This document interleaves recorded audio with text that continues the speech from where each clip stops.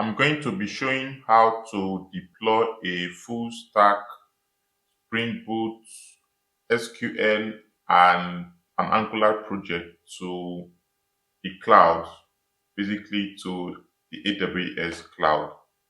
So this project is a task management app. It was built, the package was built in Spring Boot, and I'm using my SQL database, and then the front end was built in Angular. So I'm going to be deploying this to the production.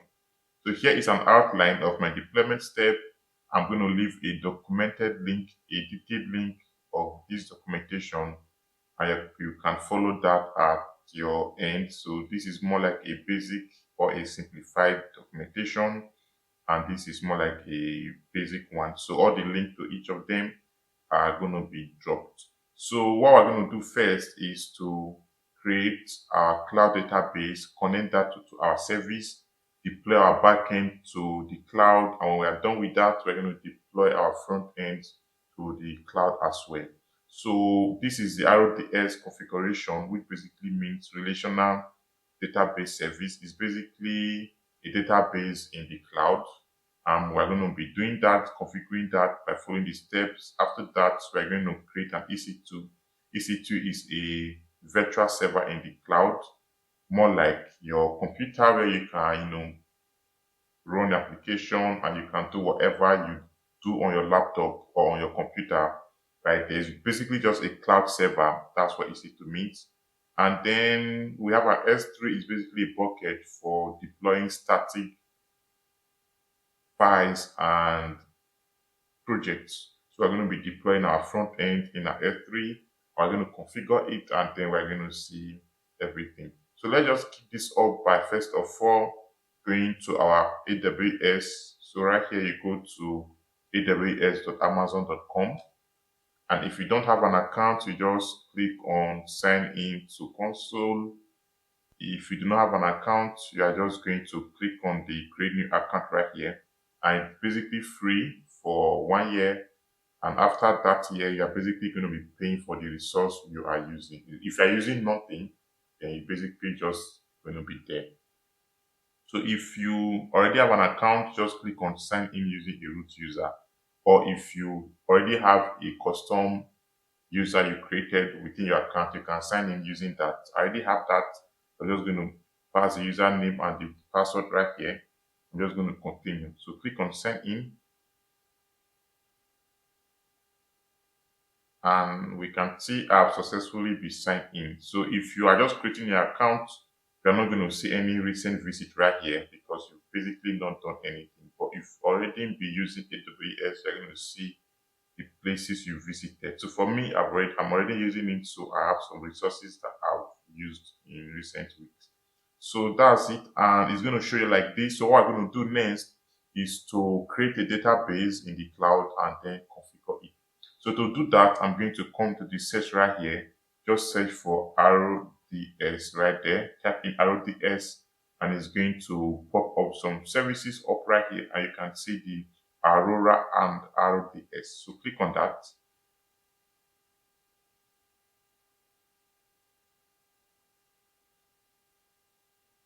And it's going to show you something like this right here. So you can see where my icon is to the left. You can click on database right here. If you click on that, it's going to show you the database that you already have. So for me right here, I have no database instance right here. What I'm going to do is to click on create database right here so we can create a database in the cloud. So click on that. And right here, you can leave it on standard create. Then based on the database engine we are using, we're going to be selecting our database. So for me, in my project, I'm using my SQL. So I'm going to click on this MySQL right here. So at your end, if you're using Postgres, you can click on the Postgres, or Oracle, you can click on whatever database you are using in the project. So I'm going to click on my SQL because I'm using my SQL.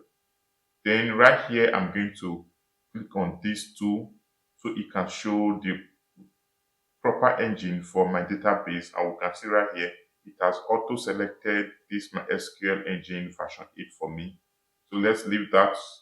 And then we are saying for enable RDS extended support, we don't need that. You can only click on that if you want an extra page of it. For me, I don't need that, to leave it as it is.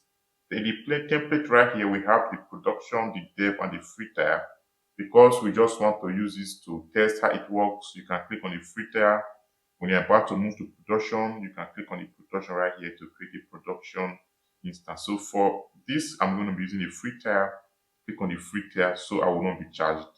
So this is going to auto select the available instance for me, and then move down for the database instance identifier. You can type in anything, basically what you want to be used to identify this instance. For me, I'm just going to call that task app. It's basically task app created, and the connection activity for the database is going to be the username or the root, and then we are going to create a password right here. So for the password, I'm just going to create a password. Let me just say something like this. Don't know if it has correct right here. Let me just say, you know what? Let me just create a document right here so I can record my information right there. I'm just going to say cloud AWS cloud DB details, and I'm just going to have my username and password. So my username right here, which you can see is admin, I'm going to leave it as it is. Then that's going to be admin. Then the password, I'm going to create a password. Let me just say, and 123 A capital A B C. Let me just say, let's just say 54. Don't know. Let me just copy that right here, and that should be my password.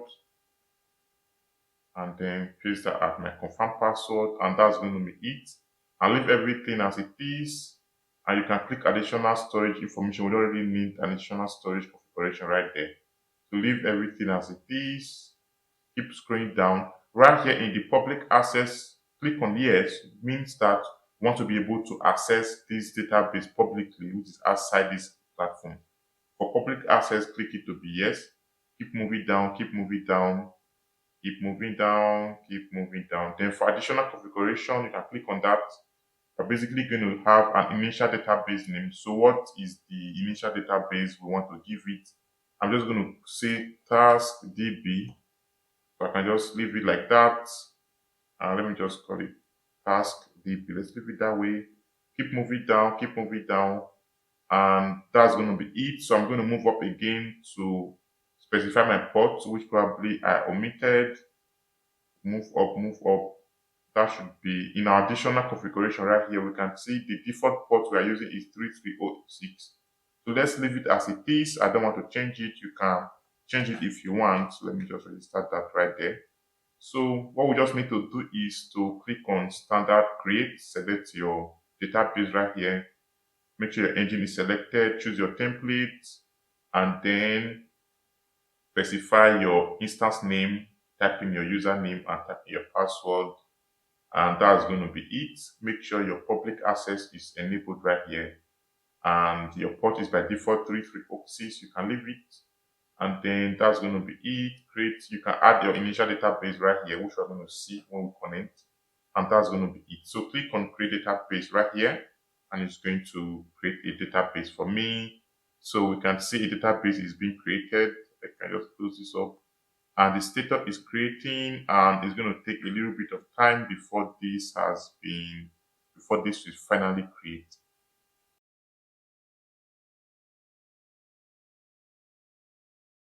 So now we can see our instance status is not available, which means that our instance has been created successfully. So if I go back to my documentation right here, we can see in our RDS Config, we've been able to do step 1 to step 9 right here. This has already been completed. So what I'm going to do is to configure my security group, so we'll be able to connect to this database in our workbench or in an external environment. So come back to my database instance and click on the database identifier, click on the instance, and then right here, you're going to move down and you're going to see a security group right here where my icon is. Click on the VPC security group right here, click on that.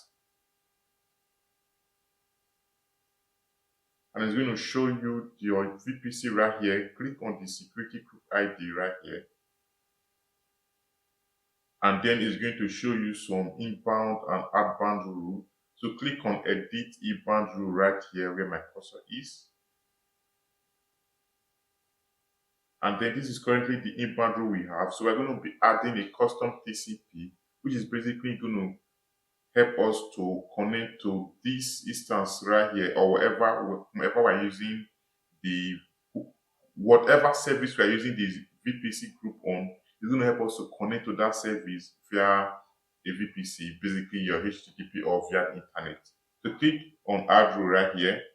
That should be custom TCP right here, and our port should be at 0 nothing. The resource should be anywhere IP4, and then that's going to be, you click on save rule, and that's going to be on. So if I click on edit inbound rules now, we can see we have 2 rules right here, and that's it.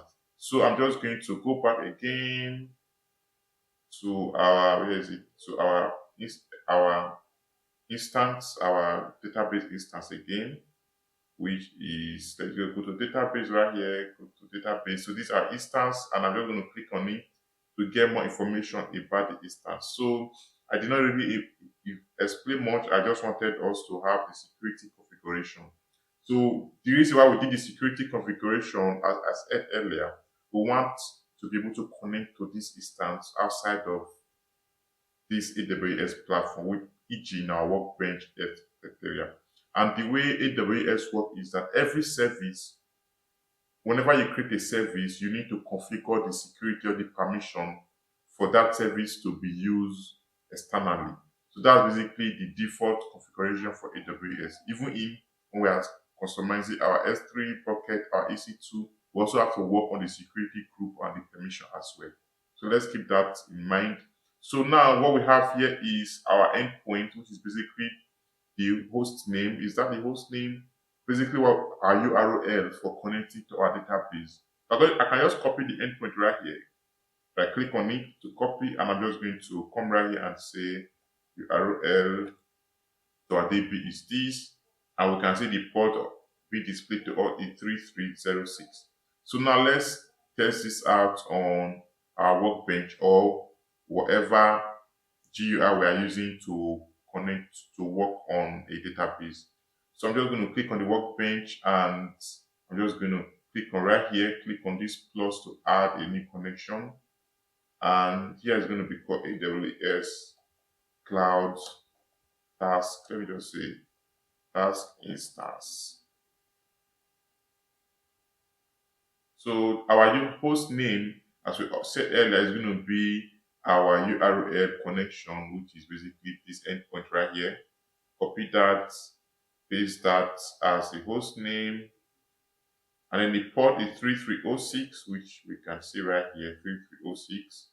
And then our username is going to be admin, which is basically this when we're setting it up. Copy that to the admin.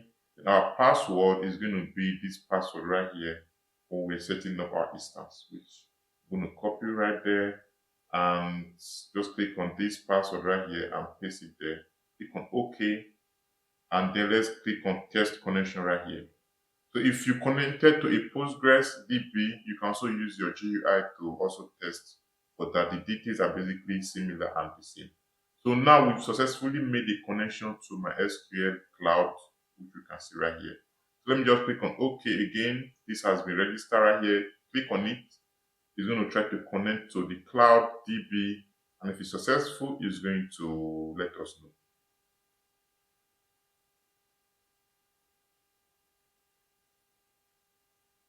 You can see that has been successfully connected, and we can see right here we have a task DB default DB we created, which we already saw when we were creating the instance. We were told to specify a default initial database, which was initialized for us called task DB. If I right click on it, we can see that definitely no table and there are no structure right here. What I'm going to do now is to link this cloud database to my backend service. So I'm going to come back right here to my Spring Boot service. I'm going to stop this for now. And this is my local MySQL connection. I'm going to create a production connection right here. I'm going to call this production connection. I'm going to copy my local away and leave my production connection right here. So the URL definitely is going to be our production endpoint, which is basically what we have right here. This is basically what we have right here. Our endpoint URL is going to be our production URL.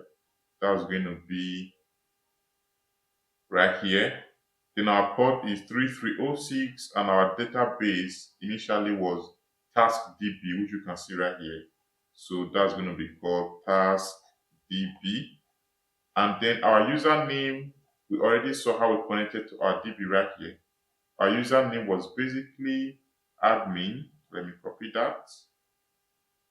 Admin. And our password was this right here. And then this is my SQL, and that's going to be, if you are using a Postgres, so this is the Postgres connection right here. Just change this to production connection and put in your URL right here. Pass in your port, your database name, put in your username, password, and every other thing is going to remain the same. So let me just run this to check if I will be able to connect to my cloud database. Click on run right here.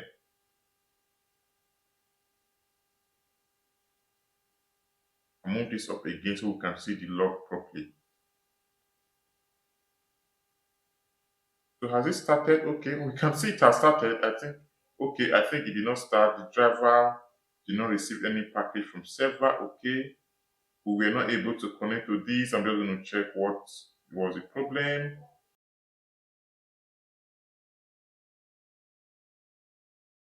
Okay, so the problem basically was more of a connection issue because I'm unable to determine the thing. So let me just restart my Wi-Fi and then start again. So let me just refresh. I restarted my network and then that was why there was a glitch. So let me rerun this again. Make sure you have a strong network connectivity. So I just restarted my Wi-Fi and let me just retry that again. So let me go to my workbench. Let me just open that to check if that's going to connect. And then as that is going, I'm actually running my backend right here to see if application will be able to start correctly. I just move this away to the top and let's just watch and check if that's going to be start. We can see right here we say started task app in 29 seconds. So that means we're able to successfully connect to our database, and that means that our app, we're able to connect to our DB. So if I come to Postman right here and just probably, you know what, let me just, to confirm that my database is trying to up, I just wanted to run some query to see if we have something right there. Okay, that's going to take some time, but yeah, so the connection was successful, and when the database opens correctly or when my Mac is able to load properly, you can probably just check that out. What I'm going to do now next, let me just move this somewhere down, is to come right here, just move this away, is to come right here and proceed to the EC2 configuration. And EC2 is basically an instance on the server for us to, okay, I'm unable to do that. It's basically an instance on the server where we can create an instance in the server to help us to create a server where we can deploy our production application to. So I'm just going to do that by following the simple instruction right here, and then we're going to see how that works. So come to right here. Within my search right here, just search for EC2, and it's going to bring an EC2 right here. You can see it's telling us that it's a virtual server in the cloud. It's basically like a computer which is in the cloud, and when we configure it, we have access to do whatever we want with that server. So click on the EC2 right there, and it's going to do something like this right here. It's just trying to load my data. My network is a bit very slow, so I'm just going to give it some time to load properly. So right here, if you are on EC2 right here, what you're going to do is to come to the instance right here, click on this instance where my cursor is, and that's going to show you if you have any instance already running right here. So let's just wait for it to load properly. So we can see right here we have no EC2 instance. So click on launch instance right here. Make sure you are on EC2 right here. Click on launch instance, and that's going to open a page for us like this. So in our instance right here, name and tag, I can just have a name, call it task, let's say task server, something like that. And then select your OS. I want it to be my Amazon Linux. You can select whatever OS you need, but an Amazon Linux seems to be the best for now. So leave it as Amazon Linux. Click down, make sure this is on free tier, and that should be on free tier so we will not get paid.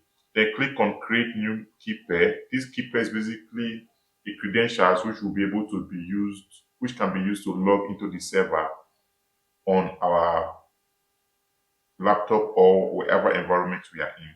Click on create a new key pair, and let me just call it task save task. Let's just say call it task server, can be anything, or task, let me just call it task pim. And then the key pair type should be RSA, and the private key file type should be .pem. Click on create pem right there, and that's going to create and download a pem for me. So that has been downloaded right here, tax pem. So let's move forward again, leave that right there. Make sure that this should be allow SSA traffic from anywhere, which by default is going to be there.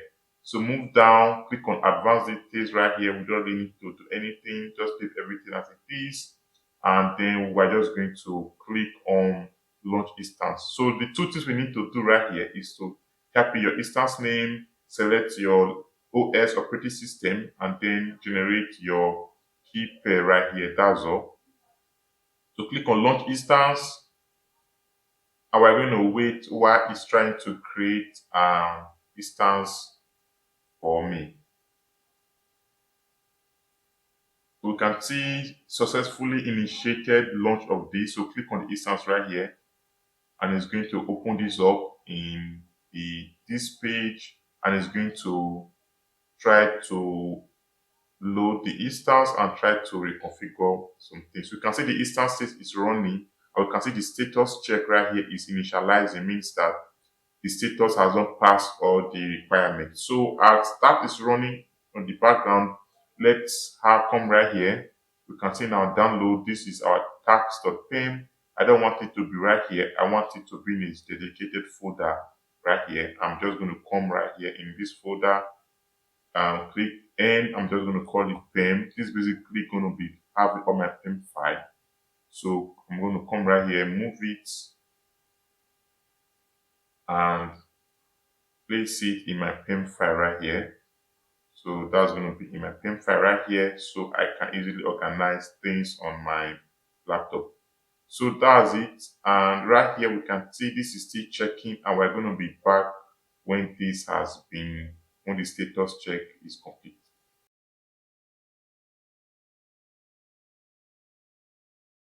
So as we can see, our instance state is running and our status check has been passed.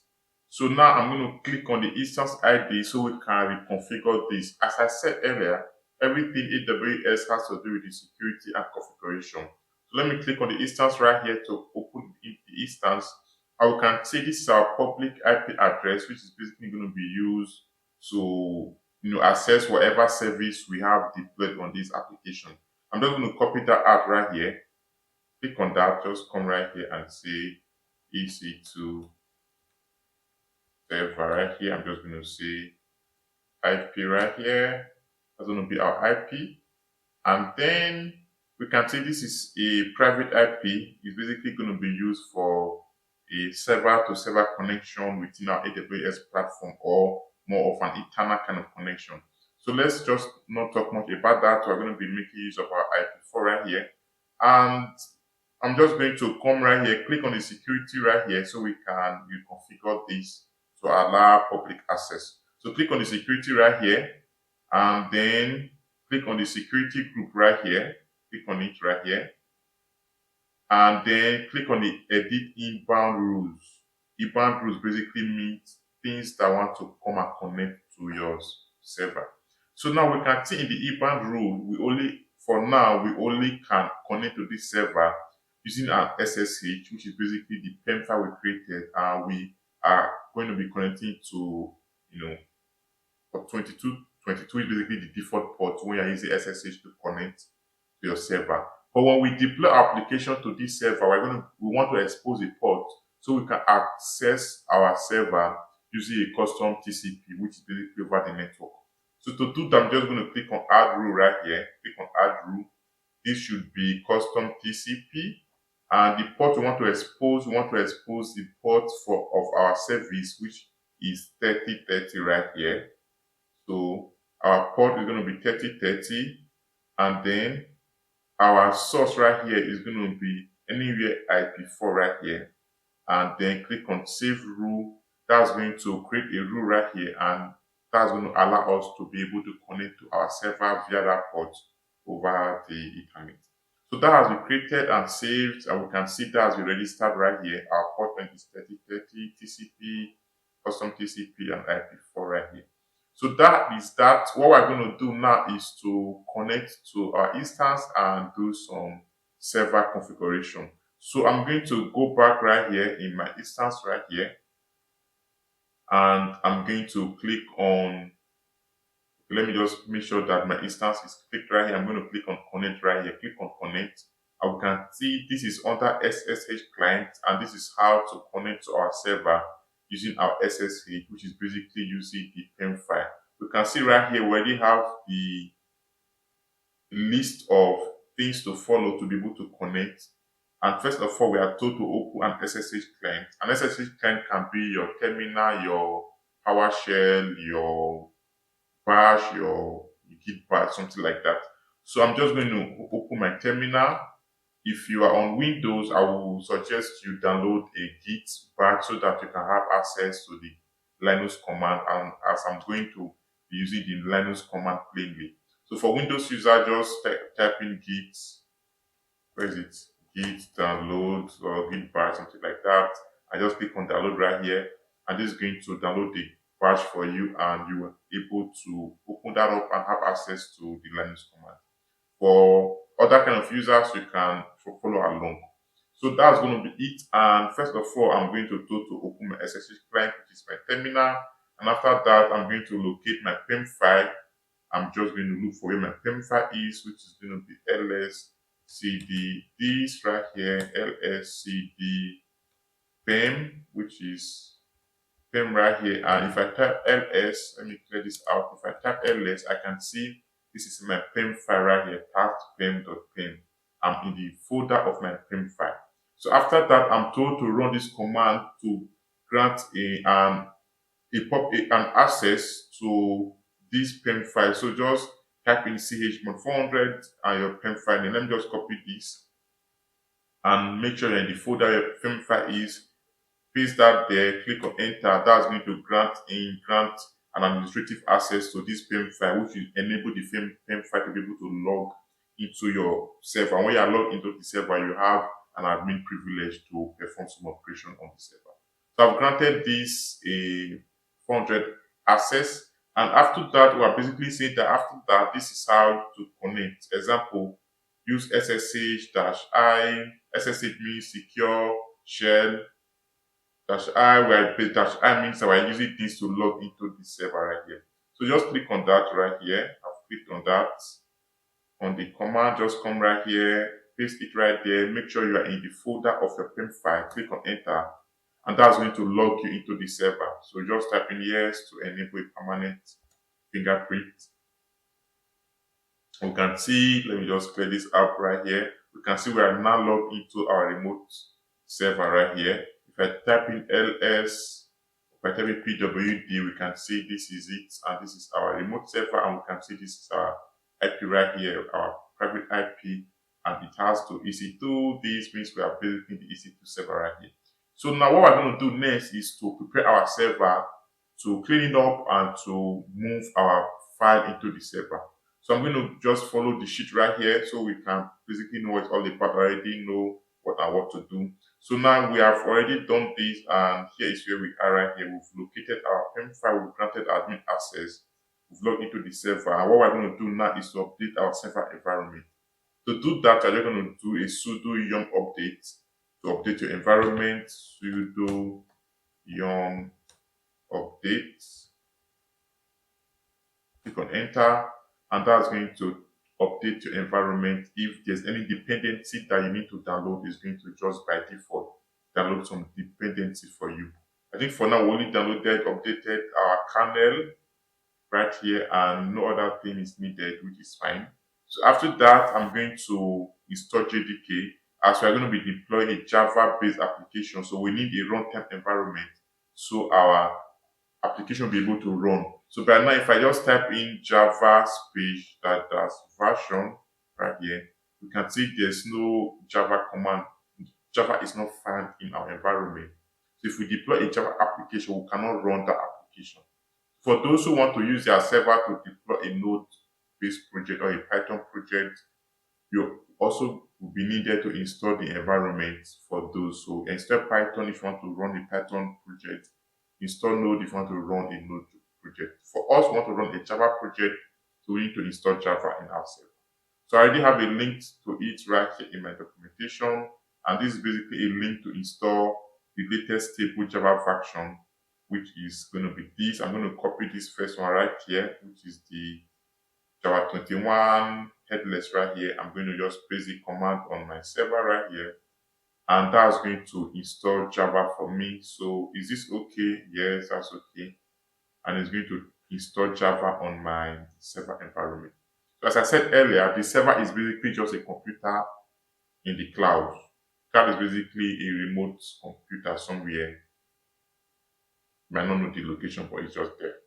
Okay, we can see our Java has been installed, and for me to confirm, I'm just going to do Java space. Let me see, Java, where is it? Java space dash, where is it? Dash version. Click on enter. I'm not spelling Java correctly. Java space dash version. We can see our OpenJDK 21 have been installed. Our runtime environment is there, and our server is in 64-bit. So that means Java has been installed right here.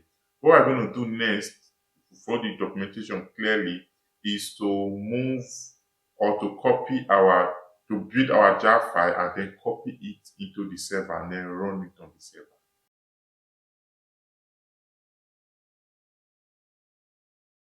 Okay, we are going to move our project into the server. So first of all, I'm going to build my project to a jar file. So basically the backend project only. So I'm just going to stop this for now and then just stop it and then come right here in my Maven right here. Just bring this down a bit. Come to my Maven and just click on, you know what, in the right here, you're going to see an M kind of icon right here for those who might not know. So this is an M, basically the Maven. It's basically help you to package your application if you're those using Maven on that project. Click on it right here, you're going to see your project name, open it, you are going to see the left side, life cycle, open it. First of all, you're going to clean that. When you're cleaning it, it's going to delete your target file right here, which is this, is going to remove it. And after you've cleaned it, want to package it. Packaging basically convert all your projects into a jar file, which can easily be run in anywhere. So just click on the package right here, and it's going to bundle your application into a jar file, and we're going to get to see the jar file, which is going to be packaged in the target folder.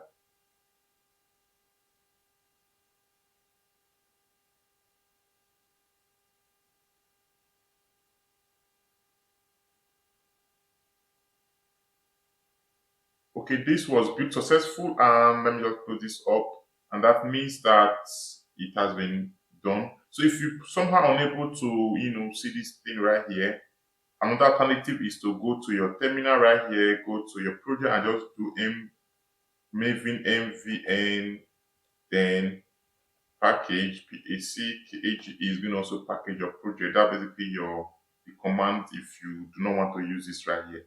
But make sure you have Maven installed on your operating system. So, but with this right here, you don't need to do that. It's already going to just run this in a box. So that's it. So Let me just get rid of this. So now if I go to my target right here, we can see that we have our project, this task app right here, which is already built right here. So I'm going to look for a way to move this to the server, production server, which is in our EC2. So I'm going to open my terminal right here. If I do ls, this is basically the project right we are in. I want to enter the target folder so I can access the jar file that was created. Do cd target, just enter tab is going to complete it for you. Enter ls, we can see we have access to this jar file right here. So we're going to be working on the jar file, not the .original right here, no. Then the .jar file right here. This is what we want to move to the production server. Now, I'm going to just have a command right here to move it by copying it using SCP to copy, then -I where your PEM file is, because it basically needs your PEM file to authorize you to be able to connect or do anything with your server. So for me to know the location of my PEM file, I'm going to come right here. I can just before that, let me just create a folder in my server right here. This is my EC2 server right here. Let me just make a directory right here called, to create a directory, do mkdir means make a directory, means we're creating a folder. Let's just call it projects. This is basically going to contain our project. If I do ls, we can see if directory have called projects has been created for me. So I can just come right there and just have it right here. Right? Okay. So now I'm going to just exit this. I'm going to exit from here, just to exit here, right? It's going to be gone. And now I'm back to my PEM file, which is my local environment. We can see that's my user's Mac. And I also copy the location of this PEM file, which is basically going to be just type your pwd within the package of your PEM file, and it's going to copy the location. That's going to be this. I'm going to copy that right here, and I'm going to say, come to my terminal right here, where my file I want to move, and say scp-i space the location of my PEM file slash the name of the PEM file, which is basically going to be, let me just say this right here. So we're using this PEM file to move this task.jar file into the server, which is into our server, which is going to be, our server is going to be, let me go back to where my server is going to be this. The username of our server is going to be this right here. And that is going to be EC2 something. I've copied the username right here, which is this right here. Username for our server, copy it right there. And which is going to be our username, that's this column right here. And then I'm going to pass in the location where I want that file to be within my server right there. So for me to get the location, I can probably log in back to the server again to just copy the location, which I can just do this to log in back to the server. And let me just do ls, let me see the projects and do pwd. Pwd is going to be the location of where I want the jar file to be copied to. So do column, then slash the location right there. I can copy everything right here, and then so you can probably get to see when you are doing at the end. You can just make some changes right here, which is going to be this right here. So do that and then just click on enter, and it's going to try to copy this jar file into the server. If there's any error, it's going to show you up. Or if you start counting right here, it means that the copying is in progress. And when it's done, it's going to be 100% right here.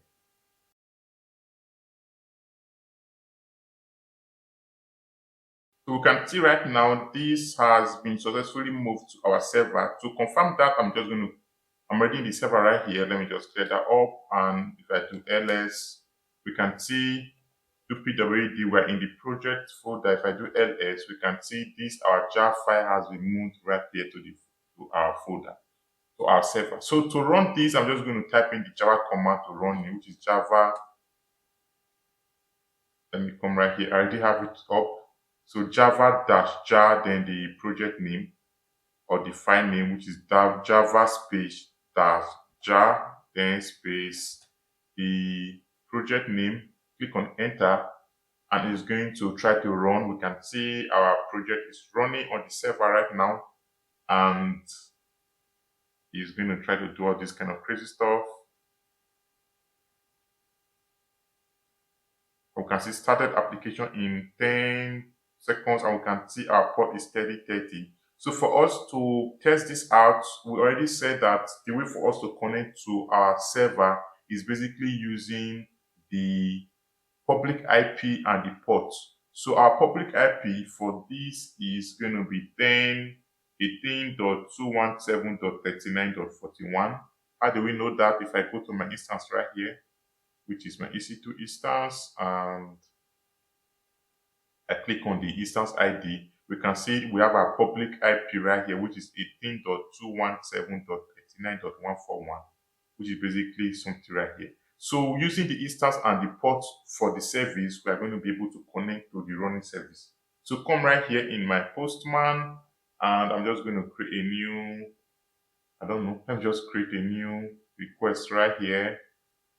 And this is going to be, do I need to create a new request? Okay, let's just do that. And this is going to be called, let me just say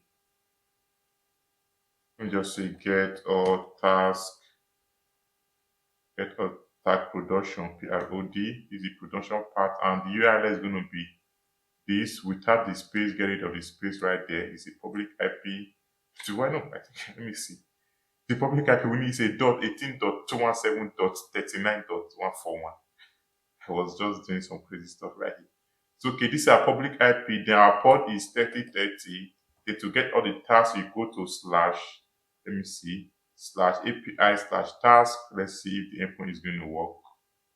/API/task. Click on send. I need to pass an authorization. I've not even created any authorization. So you know what? So let's just leave that right here. So we are getting a response right here, meaning it's working. So let me just try to sign up right here by using my public IP right here. So I'm just going to come right here and pass in my public IP and the ports, and then just register.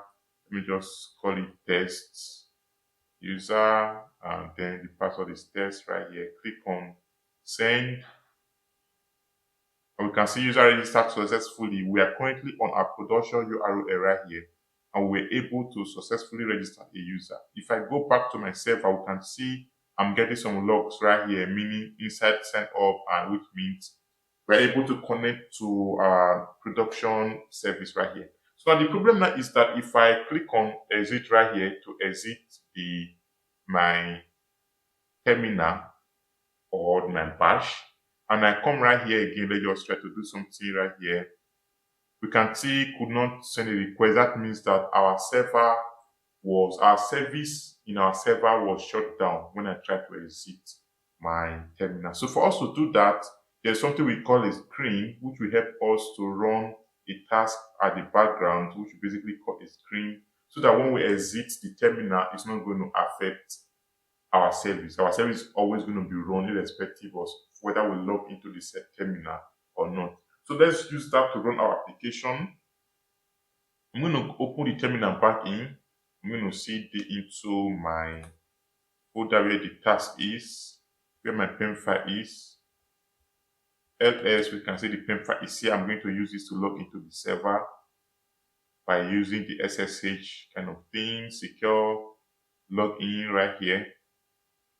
And this has logged into the server. If I do ls, we can see my project is here. See the project right there. ls, we can see our project is right there. So I'm going to be using the screen to create a screen so I can run my project on the screen. To do that, I'm just going to use the command screen-S and then the screen name, which I'm just going to call task right here. Click on enter. And we can see that screen has been created for me. And if I want to run a project on the screen, I'm just going to say use the normal Java dash jar and then the app name and then click on enter, and then that's going to run this on the screen. So if I want to exit this screen, I'm just going to do, okay, let me allow it to run fully. It's already running, so I don't really need to waste time. So if I want to exit this screen, I'm just going to do Control AD. You can see that has exited the screen, and even if I decide to leave the exit from my terminal or connection, it's always going to be running. So if I come right here and I just log in right here, let me log in by using, I think my sign up was test user. Okay, let's just do that to log in, and let's just pass in the production URL right here.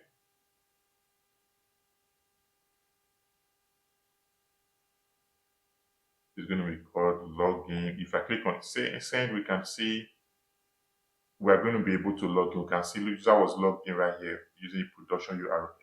So that worked correctly. And if I go to my database, we can see where it's already there. If I just say select, it's going to be there. Select all from task db.user users, and I click on this. Okay, that's called task db. We can see this is the user we created, which is test user right here in the production database instance, which you can see AWS cloud instance right here. So now this works fine. So we can see right now that my production service is already run even when I exit the screen. So now for me to see the list of the screen, just do screen, let me just type it correctly, do screen space dash ls. It's going to list the available screen right here. We can see we have a screen of this which is currently detached. Detached means that the screen is running and we are not attached to the screen right now. The service detached means the service on the screen is currently running at the background. So if you want to enter this screen, I'm just going to do screen space dash arrow, meaning I want to run or enter into the screen, and then use the screen name or the full ID plus the name. So just passing this screen name, click on enter, we can see we are back to the screen right here. Want to exit again, Control AD, we are out of the screen right here. So let me just stop the project in the screen, and then let me see what's going to be the status of the screen. Just do Control C to stop. This has exited the project, and if I do screen ls again, where is it? Screen space ls, we can see we have a screen which has been attached, means that, hey, yeah, the service is not there and we are currently on the screen, but yeah, it's not running right there. So now that's it. So another thing for us to look at is a way for us to run our service and then have the logs in a different file right there. So this is basically the command right here. You can just have it and then do it. So let me just type it down to run a project whereby the log is going to be on a different file. So to do that, I'm just going to do the Java stuff dash jar, then the project name is going to be task, something like that. And then I'm going to then say, give a space right there, do a greater than something, and then have the file name which you want the logs to be logged into. You can call it anything. If the file is not there, it's going to be created for you. Then the extension can be .test or .long or .log or .anything. Then give it a space to greater than and 1. It's basically just an algorithm to say that, hey, this is going to be running. This is going to be, going to be accepting inputs on a runtime or live input right there. Click on enter right here. We can see it's not telling us if the project is running or not. That means that this file is running while the logs are already being printed in a file called task.txt. So I'm just going to exit to, not exit, I'm just going to detach from this screen by doing Control AD. And then if I type ls right here, we can see we have a new file called task.txt. And for me to enter this file to see what the logs are, I'm going to do tail-f and then the file name, which is tax.sc, enter. We can see, okay, I didn't spell my till well, till -f. There we can see these are all our logs being put into this file. So let me just try to log in again and see, or let me just try to get all my tasks, something like that. Come right here, just do to get all my tasks. Pass in your, where is it? My header right here. And turn the URL to the production one, which is this. Get all my tasks, turn the URL to the production one. Click on send right here. We can see task retrieved successfully, which is currently empty. If I go back to the file right here, the log file, we can see our items are being logged on this file. Inside get all my tasks is being logged in real time. So if I want to exit this file right here, I'm just going to see it's going to exit the file where our screen is still up by this screen -ls, and we can see our screen is currently detached and is currently running. So I can exit from my server right now. Click on exit and I'm gone, and I can just do this. If I come right here and I click to continue my production, we can see I'm currently able to access my production endpoint where my terminal, I've created my terminal right here. Click on exit and it's gone, and my backend service is currently running on the screen right there in AWS server, and I'm able to access it right here. So now what we're going to do now is to connect this to our front end and then deploy our front end application.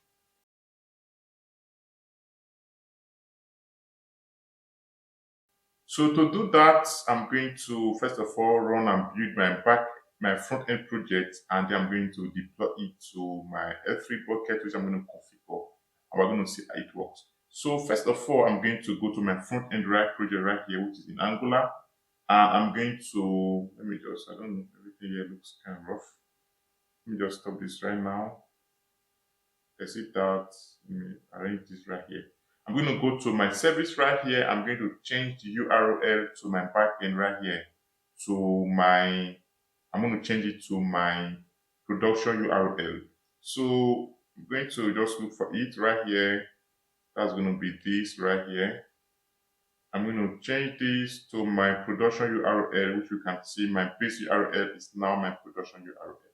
So after that, I'm going to open my terminal, and I'm going to bundle my application into a production build file. So to do that, I'm going to open my package.json. I'm going to see the build right here. So to do that, I'm just going to say ng build or npm run build, which is going to bundle our app into a build file. To do ng build, click on enter, and it's going to, you can see it's building, it's going to build your application into a deployable state. You can see that has been done, and if I come right here, you can see there's a disk right here which has been created for me, and this is going to contain projects that's going to contain my deployable file right there. So if I want to open this disk properly, I'm going to let me go to the location of the file or the disk file.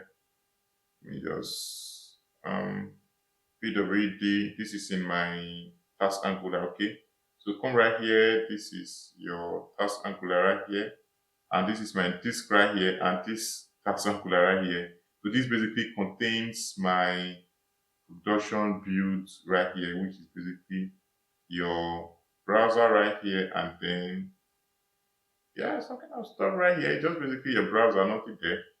Just your browser right here. All the files in your browser right here. So these are the files we're going to be deploying.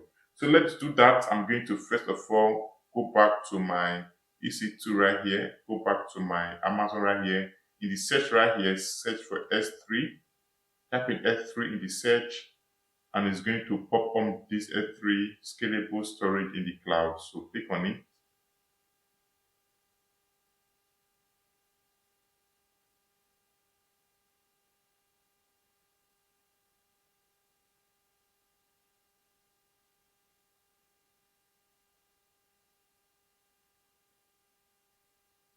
This is going to show you the available bucket you have. I already have a bucket already for a particular project. So for us, I'm going to be creating a new bucket so we can see how this works. So click on create bucket right here. And this should be on general purpose, and the bucket name should be unique. Let's just call it task. Let me just say, I don't know, let's say task, I don't know, task, let's just say task prod, and this should be right here. And click on block or public access. We don't want to block public access, so unblock it. And I agree with this, and just click on create bucket right here.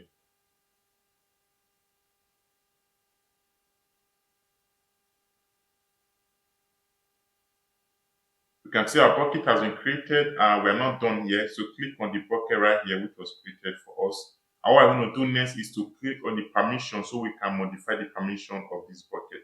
So click on the permission right here and move down. We can see the bucket policy right here. So we want others to be able to access the element in this bucket. So click on the edit bucket policy so we can rewrite a policy that will enable people to access items on this bucket. So if I go to my documentation right here, I already have a policy right here, which can easily be reused. I'm going to click on it, and it's going to open a policy right here. I'm just going to copy this right here, and then you go back to where your bucket is right here, and then paste your policy right there, and then change your source right here to what we have right here. I'm just going to copy this right here, and then paste that in your arrow in your ARN right there, and this is going to be it. Make sure that the star is there, and then this is basically just to allow people to have access to get object from this bucket. So that has been done. Click on save change right here, save change, and that is going to save our changes right here, and that has been saved. So next I'm just going to go to the properties right here, and I'm going to scroll down to the last down. I'm going to see static website hosting right here. Click on edit right here, and then enable the static website hosting, and this should be to host a static website. Then in our index document right here, this is basically going to be the entry point for our files right here. If you come to this website, it's going to trigger the index.html. So let's just call that index.html. If there's any error, let's just leave it at the index.html and click on save change right here. So that has been saved. So what I'm going to do now is, if I come right here, we can see there's already a static endpoint right here for me, which I'm going to come back shortly. So now let's go to the object right here, and then let's upload our file right here. Click on the upload right here.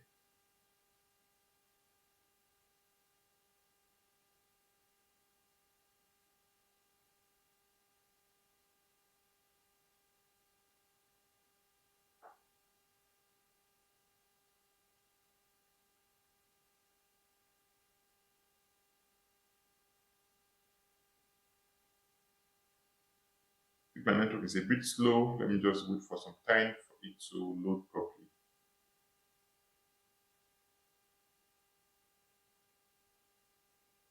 Okay, that has been done. Then is it click on add file right here, because we want to basically add a file. Click on add file, and it's going to open our laptop, and I'm going to go to where the project is, which is basically this.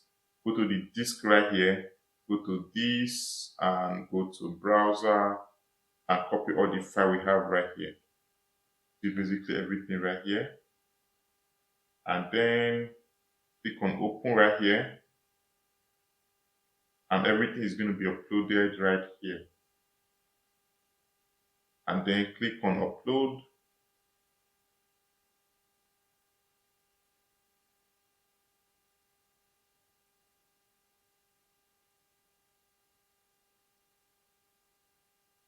We can see everything has been uploaded right there. So I'm just going to click on this little close right here, go back to the property right here, and we can see this is now our URL right here. So click on it,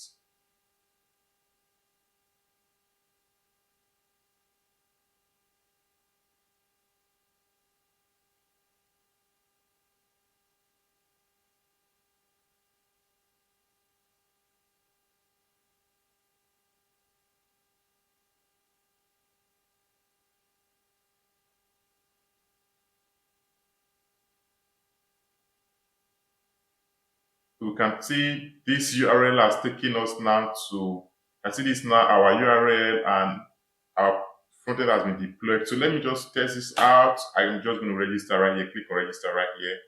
And I'm just going to register, let's just say Samantha right here. Click on Samantha, click on register.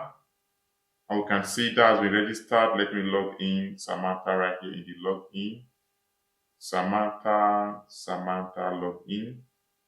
I think Samantha has been logged in. Let's add a task for her.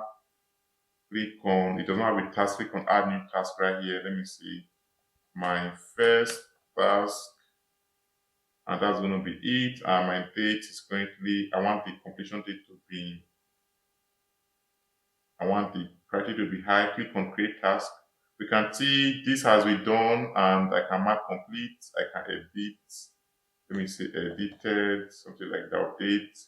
And we can see this, we're currently in our production, environment. And if I come right here and I just go to users in my production database, we're going to see that we have Samantha added, which is in our production, and we're currently calling in the backend from our production environment. So now, so this is how to deploy a full stack project to Amazon Cloud. Let me just log out so we'll be done right here. So log out and we are done. So if this was helpful for you, you know what to do. Give it a like, give it a subscribe, and also share with your friends. And that's it.